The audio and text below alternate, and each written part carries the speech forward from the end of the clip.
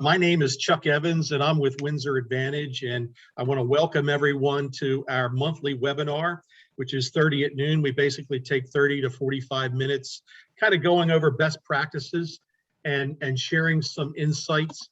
You know, our objective is not to replace the trainings that NAGL or NADCO certainly offer, or anything that the district office does. We basically ask for people in our industry, stakeholders in our industry, to kind of share best practices. And last month and this month, we're talking to successful SBA managers who have been in the business for years, and they're going to share a little bit about their background with you. We're going to talk about how we've set up departments over the years, talking about the business plan, talking about the people, and talking about the process, because those things, at least in my opinion, are the keys to success. So first of all, I have Rocco Perotti from Meridian Bank, and Meridian's a Philadelphia-based regional bank that Rocco, you joined a short time ago, and you've turned it around to where they're one of the leading SBA lenders in our community, correct? Correct. Yes, correct. Thanks, Chuck. Jeff Rogie with Harvest. Harvest is a relatively fast-growing national SBA lender based out of California. Jeff's the East Coast sales manager, so Jeff, welcome as well. I've known both of you guys for several years, and I thought it would be great to have both of you on, talk about your history and your background, and just share some experiences with the audience. So let's go ahead and get started. What I'd like you both to do, and Rocco, you can start, a little bit of background, the types of departments that you've worked in or you've ran, and what are some common denominators for your unit's success, and maybe what's been the most challenging aspect during the time you spent in the SBA. If you thank you, Chuck, and Jeff for inviting me and to be on this panel with Jeff. Thank you very much.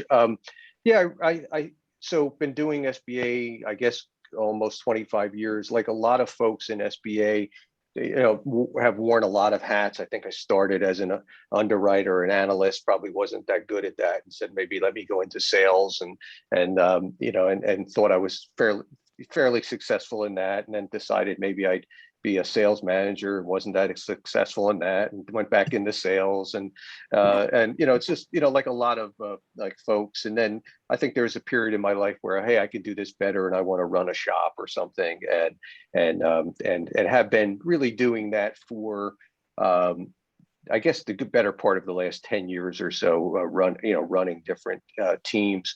I think at the beginning, you know, you becoming what I explained in my background, maybe probably most people would think sales oriented. So, you know, I've always been really good at building that side of the business, and didn't know what I didn't know about building the other part of the business, and made mistakes along the way for sure.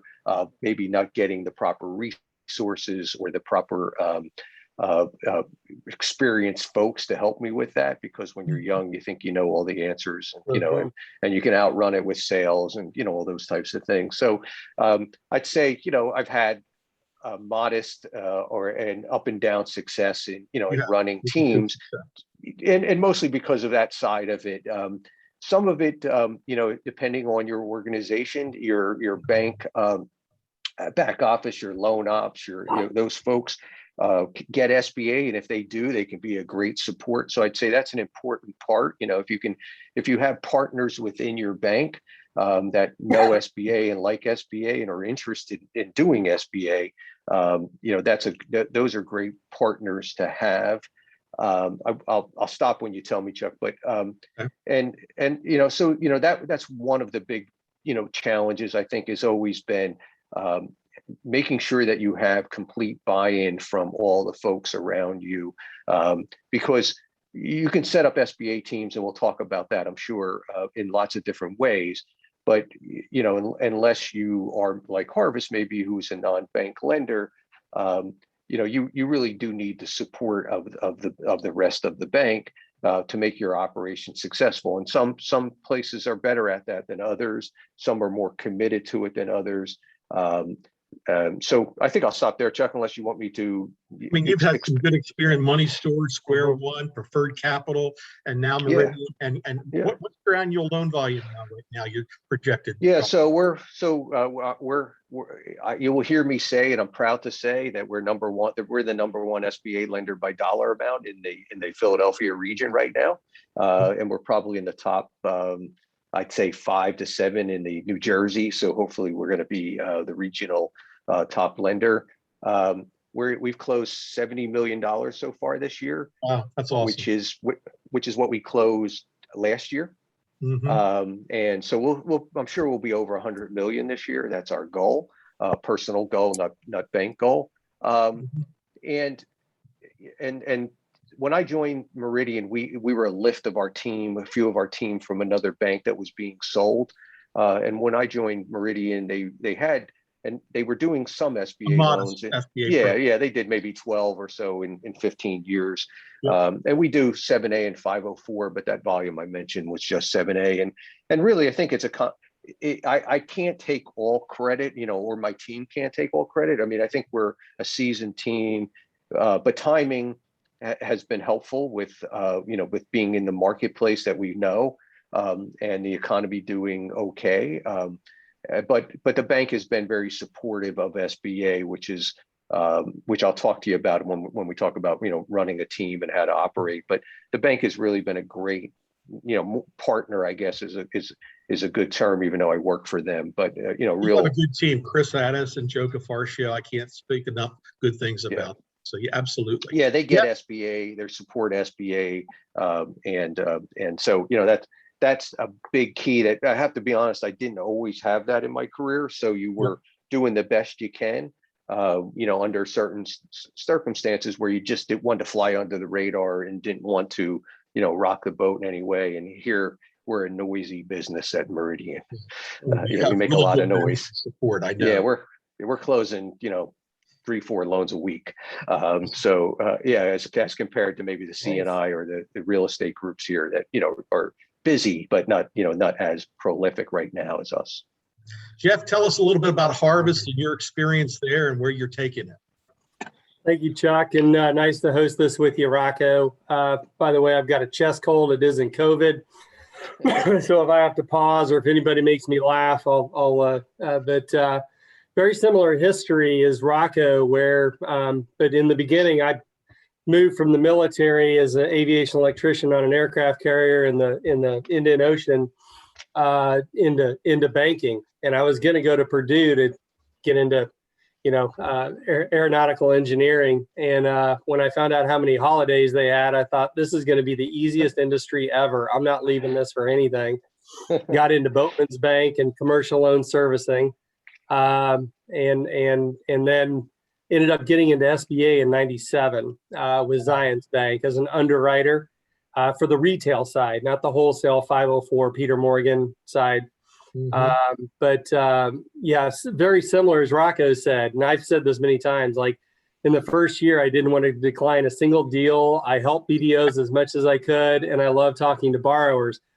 So they were like, okay, you're going into sales and you're moving to Denver. So I got into sales that way and kind of got, fired that way, but had a good stint with Zions Bank.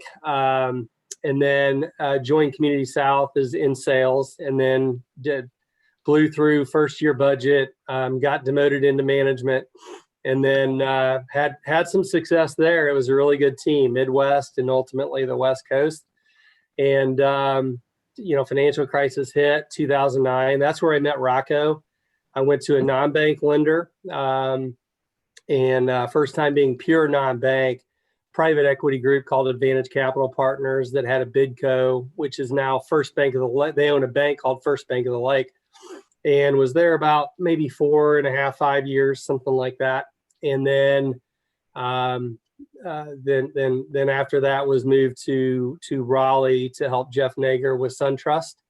Mm-hmm. So he was the one who kind of revamped all of that. He did that legwork, and then left SunTrust where they decentralized, and that was probably the toughest thing that I'd ever experienced. where they decentralized it for many reasons, and all were good reasons. And then Atlantic Capital Bank, where I helped develop a franchise lending program with Fran Data, some API. I sponsored a software called Abrigo. Back then it was SageWorks. Yeah. Have been involved in Encino and Salesforce customization, et cetera, but only sponsored the one implementation, maybe a B- on that. I'd give us on that. I can share some mistakes we made on that, and then ended up joining Harvest when asked to relocate to Atlanta. Harvest, as I say in every interview and COI call, we do three things here. We do real estate, and then we do real estate, and then we do real estate. If you can come up with some extra real estate, we'll do that too.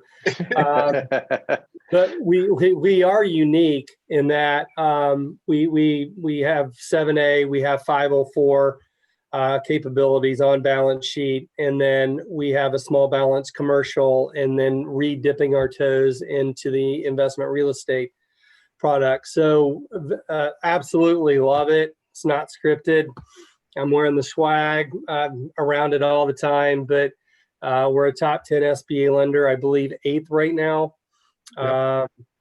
And just getting really back into full swing with our small balance commercial and our 504, which used to represent about 50% of our business. And right now we're killing it in the 7A business, and we're doing it the right way. So Todd and Adam have really put this thing together really well again. They've done a great job. And it's good to hear that you're looking at the 504. I'm passionate about that program out of CDC for many years. So let's. I never heard of it. Is that a program with under SBA? That's what you would say, Rocco. Yeah. All right, let's talk about when we sign up, and we're signing up 2 to 3 lenders a month because we have 3,000 new PPP lenders that have been introduced to the SBA, maybe not in a good way, but many of them are starting to think about getting involved in this business. And I think one of the questions that comes up a lot is, how do I develop a risk profile? Now, I know Harvest is real estate, but you've been in other organizations, and Rocco, you've done this and expanded the credit box. Let's talk about, footprint to start with. Small community bank in southeastern Pennsylvania. How did you expand that, or how did you convince management to expand that, if you have?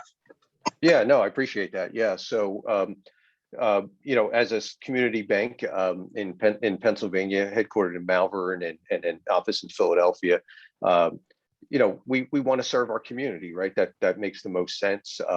That's where we have the biggest footprint, and luckily, I've been in the market a long time and know the market, so that helps. But when I came on board, I said to the bank, I think there's opportunities to grow, and there's a lot of different ways to do that. You could go in certain verticals, maybe similar to Live Oak or other folks out there. You can grow franchise, as many folks are looking at now, and which is what we did. We decided to, and I'll talk to you about risk in a minute. We decided to jump into franchise and see where it would take us. And I'm a big believer in going where the best people are versus the best market. So I've worked in organizations before where folks have said, hey, so way back in the day when I worked under the money store, they always said, hey, we want a presence in New York City. We want to be in New York City. Well, we did, almost no loans in New York City or even in the boroughs for whatever reason. But there were lots of brokers there, national brokers, all kinds of folks. And so that person there did loans, all over the country. I think if you can find someone who's established in a market that knows that market, then they can be successful in that market under SBA. But there are times where you have to look and say, hey, the bank is expanding. So for example, Meridian last year decided to get deeper into the mortgage lending business. We don't hold any residential mortgages, but we did last year about $2 billion of mortgage loans. And about $1 billion of that came from our Baltimore, Maryland, sort of greater Maryland marketplace. And given that we have 70 mortgage brokers running around down there, all of which came from a bank known as Howard Bank, or most came from Howard Bank. Yep. These guys know SBA, they know banking, and they want to send us SBA deals. So I'm, actively looking for someone down in that market, and that'll take us into greater Baltimore, bring us north more into Delaware, south into Virginia, DC. And so that's a case where I'm probably, putting a person or looking for a person in a market where I don't know that I would jump right into that market. Not that I think it's bad or anything, but it might not be my first choice. Yeah. And so in building a risk profile, that's for franchise, what we decided to do is say, where can we make the most impact in the industry and in our profile? So many lenders in franchise go for the larger franchise loans, for real estate loans, and I think there's really nothing wrong with that. But to convince a community bank of about $2 billion to jump into real estate all over the country, just probably not the best choice. So not gonna work.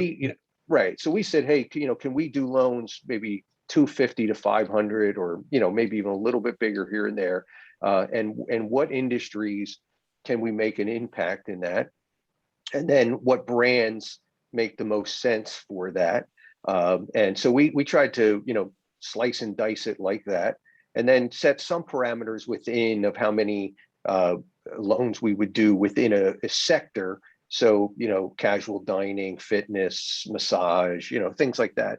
And so, slice and dice it by brand, and one of the things I was able to do with the bank and the board was, hey, we have size diversity, we're not doing big loans.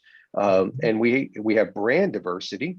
And because we're doing these on a national level, we have geographic diversity. So we're, although, there are big markets for franchise, California, Texas, Florida, et cetera, because we're spread around. So we have our first loan right now in Hawaii, and some of those other markets, that we're excited to be in. So that's one of the ways we decide to grow. The other way that we're exploring is that this year we brought on, or end of last year, but this year they really got started. We brought a leasing team over from my former bank as well. They're very established within certain verticals, so optometry, podiatry, some dental, et cetera. They have, amusement. They have a bunch of different areas where they do equipment financing, short term, 3 years, 35,000 on average, 75,000, somewhere in that range, equipment. And what we're hoping to do is just let the brokers that sell businesses within those industries that we're an SBA lender, and we can fit. And if any of those folks are interested in doing a partner buyout or potentially buying their business, their real estate, or refinancing, that we can be that lender. That's going to be a departure a little bit for the bank. And to be honest, we really haven't figured out specifically how to tap that. And so that's and because we're so busy in the market, I haven't put a lot of resources into it. So, attended a trade show, talked to some of the brokers, hoping that the leasing group will send us business, which they have said, hey, you guys are good partners for us. And maybe and that type of synergy, I think, would make sense. Every bank and everybody's talking about cross sell. I think from a risk profile, Jeff's place got it really down, right? If you can do real estate and have collateral and gets great deals, no better risk for you're mostly trading a rent for a mortgage. In our industry, you have your collateral built in. People are really tied to the real estate. So Jeff will talk more about that. However, we said, hey, we are a community bank. We're an SBA lender. Probably the biggest part of SBA lending these days has been business acquisitions. Every lender I talk to has been doing business acquisitions. That could make us all get in big trouble, or we could but we've said, hey, we want to stick, obviously stick with the SBA's policies of, roughly 10% in, et cetera. But we're looking for historical debt service coverage, and we're not looking for turnarounds. We're not looking for folks that have a lot of collateral, but but the business is just doing okay, and we say, well, we don't care. We're really looking for debt service coverage, and can they pay us back? And then we're stress testing every one of those, projections. We're stress testing the existing numbers. We're looking to do break evens. We're looking for all the things that might go wrong. And I think the only place that we're probably not as tight as some lenders is many lenders in the business acquisition world will look for direct industry experience. And I think I think that's really an important thing if you can get it. If you can get it. If you can get it. But Yeah. we're seeing good quality corporate refugees that are leaving, or serial entrepreneurs that are going into different businesses. And we really didn't feel like we should block them out. But there's certainly those industries, right, that if you don't have the expertise, you shouldn't be getting in that industry. And then therefore we require it. So and then we don't have a cap on what the industry calls the airball, which is some lenders will say we'll only go up to 3 million or $1.5 million or something like that.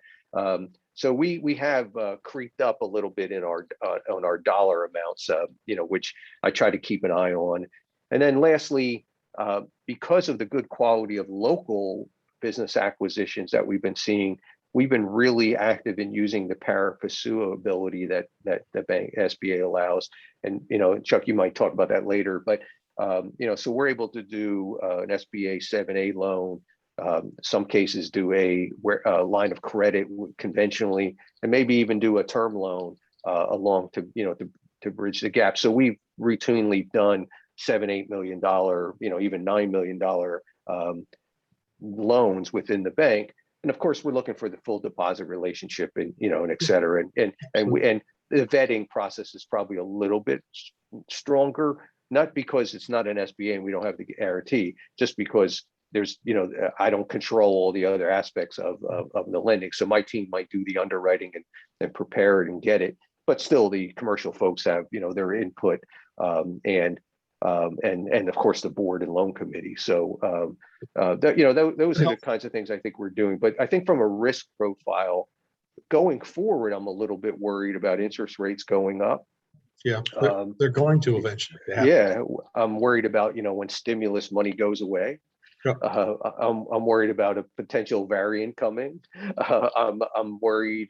I've been probably more worried now, and I'm a little bit worried about what fatigue effect the SBA industry has. Every lender in SBA, and Jeff will tell you the same thing. Every team is fatigued from PPP. Yeah. And now I just wonder if we don't how working from home and doing all those things, what effect that has on your fatigue as a team. And so I think what I'm mostly focused on is team and people right now. Yeah.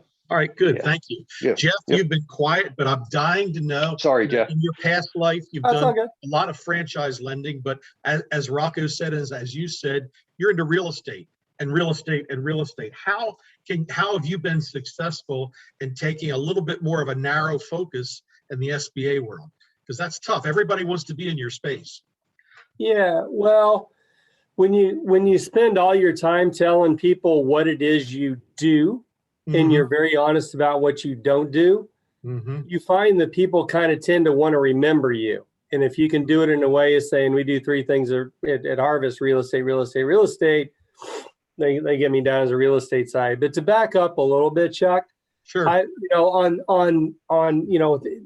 Even as a BDO, I was asked by numerous banks, hey, will you come over and run our SBA division? And I went down that path. And the reason I said no is because I called some people that had 10, 15 years of experience, as Rocco alluded earlier, which is, man, there's tons of people out there to tap them on their shoulder. We are a tribe, the SBA. I've said, once you get in it, you never get out, kind of like the mob, right? But I was advised, it's like, you're going to end up doing everything and making this 2 billion asset bank millions and millions of dollars, and you're going to do everything. So, one of the key things that, as far as, I won't call it necessarily, I've made some fair share of mistakes, but I'd call it more of a lesson, where I did have a 1-year stint where the board wasn't on the same page as the chairman of the board, who I never really got to interview with, where the president and then the division manager, they were not on the same page. So I found out after about 7-8 months, after hiring a couple really good BDOs in other markets, that they really didn't want to expand their footprint. And it's not for me to tell the parent what they need to be doing. I can make some recommendations. I can share some experience. Just as with SunTrust, I kind of shared what has happened when you decentralize an SBA group, and that's all you can really do. But that's when we pulled the ripcord, and the whole division ended up just dissolving, because that's one thing that at that point in time, I had the intestinal fortitude to say, you got to make a decision. Are you wanting to be a state-only bank, or a couple states, or whatever? And then I'll say, from that lesson, probably the best entry into a group I had was with Atlanta Capital Bank out of Buckhead in Atlanta. I think I had 7 interviews coming into that. It was a little bit too big for me to meet with a board member. But I met with franchise finance lead. I met with the chief credit officer. And by the way, those on the call, there's a chief credit officer, and quite often there's a chief risk officer. Make sure you know what each one does and who they are. And so going into that was really good, because so I've done a crap ton of biz act, unsecured airball, etc. But going into that, my credit manager is the first one that came out and said, I'm setting a baseline of 1.5 debt coverage ratio. And even being an analyst and all this time, I didn't realize, after, what was that, maybe 20 years of experience, that if you back into even a 20% down payment biz act deal on a 3.5 multiple, it works, right? Yep. So set the bar where things work. Mm-hmm. And where everybody's comfortable. Don't set a bar where there's any uncomfort at all. Now, maybe there will be some discomfort down the road, and that's where you adjust. So that was one thing. The other thing that came out of that was, so I've never been a franchise lender. I've done a whole bunch of Dairy Queens during the TI facelift phase, branding change, etc. But quite often, even at SunTrust, I had some BDOs be like, well, it's our franchise program. We don't have a franchise program. We didn't have a franchise program. So that's where we all put our heads together. And I did all of this in writing, in proposals to the chief credit officer of franchise finance and SBA, Biz Act. We had specific detailed policies that had a really solid, reasonable bar, not a high bar. It's just where I believe, in the spirit of the law of SBA, where they want us to live, right? Yep. 10% down on a franchise startup, 9 to 1 debt to worth. Tell me why that's a good idea, right? So we actually developed something that was a solution to the franchise program. So we really went after the multi-unit. Even if they were going to just do one, we wanted to solve a problem for the person who bought a 3-pack or a 5-pack in RDU, in Raleigh-Durham, market, right? So that was very successful, and we were all on the same page. And then the last thing I'll say, and then pause, is that, sales and credit, you see this a lot. Sales and credit, that's a load of crap. Sales and credit are not just on the same team. They're on the same side of the ball. Look at other industries, such as manufacturing. Do you think any salespeople are going to go out there and try and sell something that you don't make? Or when you make something, are you going to let it sit in inventory and not allow the salesperson to sell it? Good point. So it really is. Risk needs to set the standard with some collaboration with sales. And then sales needs to deliver, and then credit needs to execute. Great point. So it's the Stephen Covey, begin with the end in mind, go after it is that you want, do press and mitigate. But, you know, I see the most successful SBA lenders out there. When you call a BDO, they know exactly what it is they do and how to get it done. And they ask for more than what's needed. They go after more, they ask the tough questions. And that's the last bit of advice I give on this, on the plan side. Ask tough questions. The best BDOs out there are the BDOs that ask tough questions. And believe it or not, that gives you a crap ton of credibility. And the same thing goes when you get into division management. When you're talking to the president of a bank, don't be scared to ask them some things about their bank and some what ifs. So I'll pause there. That's good. This has been Actually, very could I jump in 1 second? Sure, Rocco.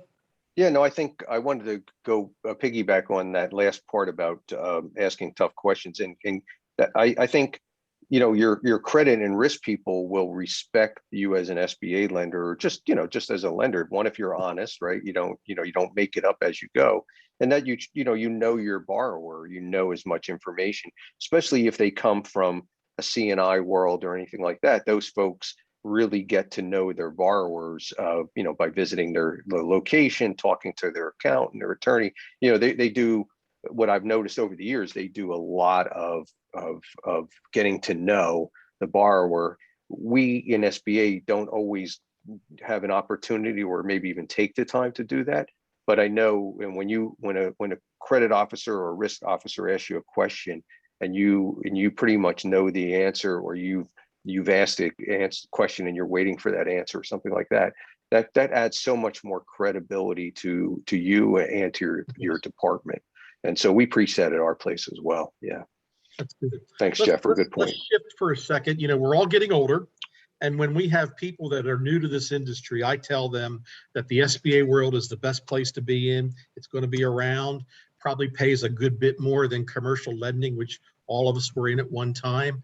And so the challenge to me today is finding good people, having to pay more for closers, having to pay more for underwriters. Do you grow your own? You know, we've tried that by getting interns and developing an internship program. How do you guys help keep people and attract people? Jeff, you want to go first? Yeah, I'll kick it off. I'll say, being very clear up front as to what you're looking for in the role and the responsibility. I can't tell you how many times that 3, 6, 9 months after somebody starts, they're trying to create their own position because it's what they really wanted to do. And it's not just sales either. But I would say having your mission and your vision very clear as to what you are and what you're going to be, and where their path is for success and growth within the organization. Because we're, even as though you pointed out how freaking old I am. Thank you, Chuck. Well, I'll be old. We're all still looking to grow, right? Yeah. And giving opportunity to people out there. And I will say another thing I've done a couple times is develop a discretionary bonus. Is one out there that you just take a percentage of triple net bottom line net income, after tier 1, 2, tier 2 allocations. That is something that's really good to go out and give somebody a really nice Christmas gift before March 31st, like maybe December 1st. And this sounds soft, but I'll tell you, I think it's something that I got feedback on that was positive in reviews. I really like calling up and talking to people and learning more about them, even when it's been on site. I'm somebody that's prone to grab somebody and just tap them on the shoulder and say, let's go grab lunch. When you listen to your staff about what they're dealing with, and even if it's a no, it can quite often be a no, not right now. But that's, and believing in them, having a pride. And this is the thing, like at SunTrust during Jeff's tenure, and then, even at Advantage Capital Partners Community South, they all had some rocky spots, but the majority of that time, we weren't there just for money. We were knocking things down, and we were having a lot of fun, and we were doing things the right way. It just kept being like, okay, one step back, two steps forward. And that's who people want to be with today, especially in SBA. And if you want to know the success rate of SBA, I don't know what the numbers are. I don't want to pull something out just to make something up, but just take a look at the Nagel rankings over the last 20 years on the top 10 and find out who's been there. Maybe being top 25 is just fine, right? But that job security, recognition, some time, some ears carries a long way. That can carry some more weight sometimes than just the Benjamin. Makes sense. Rocco, Yeah. What do you think? Yeah. Well, so, I feel like I'm in the confessional today, so I'll just keep going. I'll keep going. I think in the beginning I was Rocco focused, right? I wanted to be the most successful. I wanted to be the best. I wanted to, my competitive nature. So I left, friends and bodies along the way. And I always thought that if the people that worked for me would just take on that same mentality, they'd understand my drive, my ambition, and they would go with me along the way. And I think, age, life circumstances, et cetera, have made me really learn. And really it took me, so I'm a late starter, right? So it took me, 50 years to figure this out. But, I really taken the approach now that it's people first. So I as Jeff mentioned, my team here, we have a group text. We're not yet into Teams and all these other chats or something. And on that group text, it's work. It's your dog, it's your kids, it's your vacation, it's your a funny meme. It's anything that kind of goes on throughout the day, or even whatever. And we constantly communicate that way in a fun way. And so we've created a little bit of that family and fun environment where we get to know each other's kids that way. Your vacations, your dogs, your ups and downs. And I think really, you have to treat everyone as an individual. So especially now under COVID, but even before, people come to work for you for lots of different reasons. As Jeff said, it's not always money. Money is important, but it's not really, if you look at all statistics, it's not the most important thing. So, I try to treat everybody with lots of respect, try to understand. I don't want to manage anybody really from their time or what they're doing. I just want to manage the work. And so I really spend all of my time, trying to know people, trying to know what their hot points are, what they like, what they need. When someone calls me and says, hey, I'm taking a half day for a dentist appointment, I go, really? You don't have to take a half day, just go to the dentist. Thanks for telling me. Or if you came in late that day to the office, you don't have to run to my office to tell me, the train was late or, had a flat tire. I'd love to know all that, but I'm not watching when you came in or when you leave. I'm keeping an eye on, are we, servicing our customers? And so I think my team, respects that. I do drive still pretty hard. And we are a super fast paced place.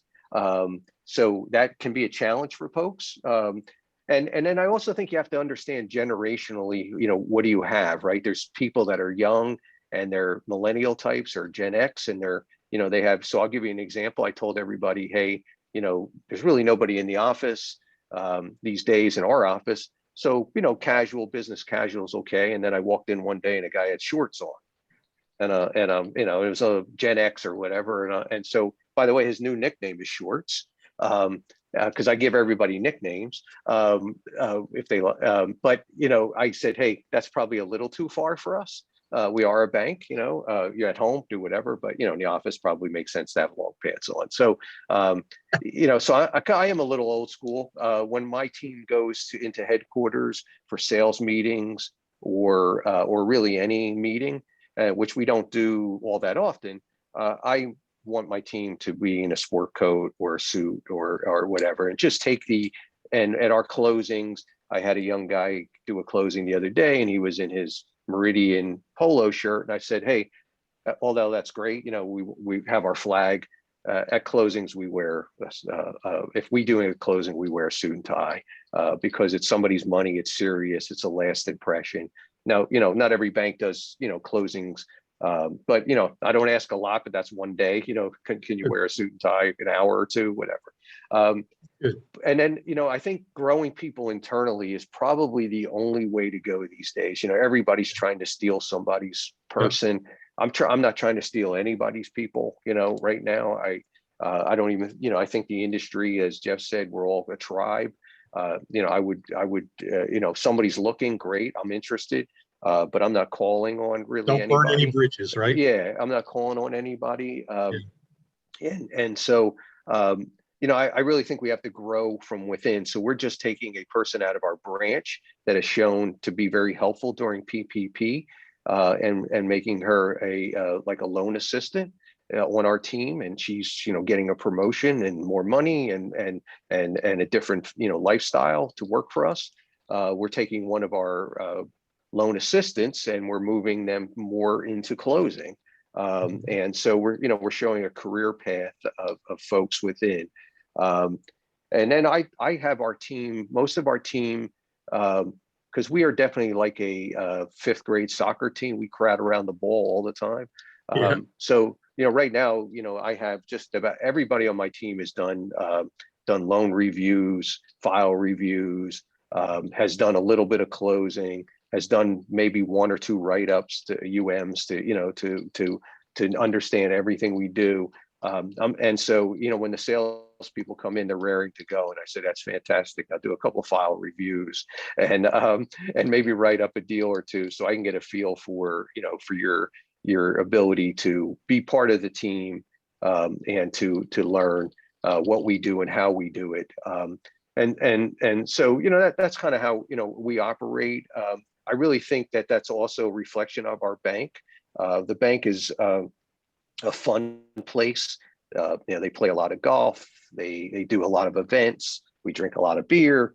We're a fun bank, and people at this bank stay 12, 15 years. I mean, hardly anybody ever leaves, and so we that fit well with our with our style. And then the same thing goes for where I report to the chief lending officer.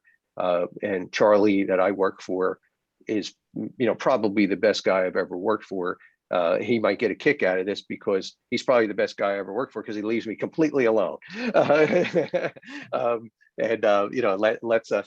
me sort of set the tone for my team, which clearly has been working so far. So yeah, but growing within, I think, makes sense. And I think the very last thing is that SBA is a great career, right? And I came from a Nagel meeting and looking around the room, and there's lots of people I've known for 20 years and gray hairs, and so if you're a young person, it might not be the sexiest area. I think everybody wants to be a commercial real estate lender these days. And when I started in banking, everybody wanted to be in investment and cash management and all those areas. But it's a career that you can really write your own ticket in a lot of ways. If you're ambitious and smart and steady at it, because most of us at some point will be retired. Now, I don't know that I'm ever going to retire because I really love what I do. I don't know that I want to put on all the hours that I do, but they might have to throw me out of SBA lending. I guess I'm too dumb to have hobbies and know anything else. So I really, like Jeff and like you, SBA has been a huge part of our life. And so, I think about it every day, all day long. But I think things like Teams and other things like that might be helpful to, to bring your team together. All these apps that are out there. So sorry. That's okay. Let's shift for a second. We kind of talked about the people. We've talked about the plan. 75% of the lenders in our industry do less than 6 loans a year. It's a root canal for the borrower. It's frustrating for the loan officer. You guys have successful shops. Let's talk about process for a second. How have you refined the process? What have been the challenges? Jeff, you want to start maybe? Yeah, saying I talk too much, Jeff. Go ahead. No, I enjoy it.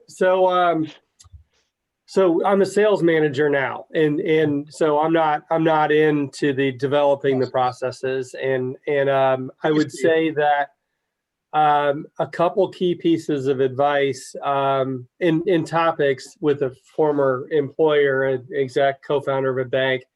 He and I both agree, be careful of SLAs. And if you don't know what an SLA is, man, it's you'll learn. There's service level agreements.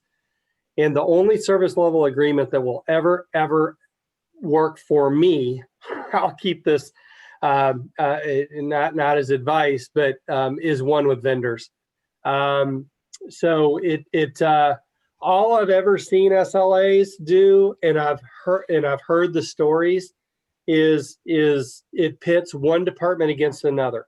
You may have 2 out of the 4 winners. But generally what I see is 1 out of 4 winners. You've got sales, you got credit, you got loan ops, and everybody forgets about the customer. So be careful of SLAs out there that have monetary incentives as to you being on the clock. So totally different than roles and responsibilities. Now that comes into coaching and some other things. The other one is on an LOS software, which I've been heavily involved with, for a long time. Make sure you don't over-engineer it, but you do want to make sure that you have the capability to be able to at least try and step closer to the residential mortgage industry, but you don't necessarily want to take it all the way there and get to the end zone where resi mortgage is today. So that's something, and you got to be able to make some business decisions that are very prudent. As I've always said, in dealing with business decisions and things that hit the gray matter of SBA, just imagine yourself sitting around getting a phone call from the C-suite, an executive, OIG, FBI, SBA. And if they say, we want to talk to you about this decision you made, can you get on a plane and come down and sit down with us? How are you going to feel on that call? Now, that's a pretty easy thing to bring forward. And that's the thing that I really was glad that I took a long time to get into division management and managing a P&L and a balance sheet and doing an audit. But I would say the last thing on the process is you can do the most fantastic job up front, have the best salespeople, the best credit team. You can be that long ball thrower that gets the big deals done, all that. But the last 2 to 3 weeks is what the customers are going to remember. Exactly. And if you do everything right up front and then you mess up the back, man, it's tough. And I'm not talking about just customer experience, because we're pretty much all transactional, except unless you got, business banking involved, in relationship banking. But that last period where you book that loan from your LOS into your core and you start moving money to the borrower is the most important day of that entire process, whether you did it correctly, politely, was it eligible? And we all know there's business decisions that are made out there by all of us, but are they prudent? Are they within the spirit of the law? As I just said about the board of directors, having some pull, everything I do comes out of my mouth within my work needs to be what the SBA is asking me to do. They're the insurance provider. I'm here for SBA, not for anybody else. So that's kind of the key things out there when I looked at when you're setting something up. And I'm going to say this for the 500th time. SBA says it at every single nagel. Document, document, document. You can make the biggest mistakes out there, but if you explain your reasoning, you will get some respect and credibility from SBA. So I'll stop there. Thanks. Great stuff, Jeff. Yeah, great stuff. Yeah. I think, if you're a if you're a small bank and you have to make decisions, right, of what you want to do. You want to use an LSP like you, that's a great idea. Sometimes that's a long term, sometimes that's a walk before you run. And then you have to make lots of decisions along the way. What's your credit box? Who are your people? Do you want to work with brokers or not? All those aspects to getting business. And what is your value proposition in the marketplace? From a competition standpoint, what is you add? So maybe doing $5 or $6 million in your market or within your bank is an okay early step. From our standpoint, exactly what Jeff said. We preach the end result. We talk to our people all the time, and I talk to everybody about the customer's experience and what they thinking about how the loan is going to close up front. So that's what we do. As soon as a loan comes in, I'm preaching to all my salespeople all the time, my lenders, whatever. Hey, that's a great loan, but how do we close it? How do we overcome all of these things? That way, your processors and closers appreciate it, the underwriters appreciate it, and then we preach that along the way from everybody. Hey, if you spot something from an underwriting standpoint that's going to cause us a problem in closing, let us know. So hopefully when it gets to closing, and then we do things up front in our process, maybe that others don't do, although it seems to be a little bit more of a trend is we'll do a term sheet rather quickly. Now that doesn't mean that folks haven't reviewed the loan or haven't even passed through my eyes or a credit size, but we'll do a term sheet. We ask for a deposit. And right at that time, we're doing things up front. We'll pull all the searches, we'll pull credit reports, we'll maybe begin the business valuation. We might start the appraisal. We generally start all of those things prior to actually having an approval, because as Jeff said earlier, if you're not in a line and you don't know what your bank's willing to approve, what are you doing? So, we know that barring any adverse change or any major issue coming along, that if we issued a term sheet, we're going to honor that term sheet the best way we can. There's always some tweaks, or borrower makes tweaks, but we're going to honor that. And therefore, so by the time it hits underwriting, which might be a 10-day or process or something like that, a lot of those reports that an underwriter could use have already been ordered or in the process. And then by the time it gets to a closer, they have that.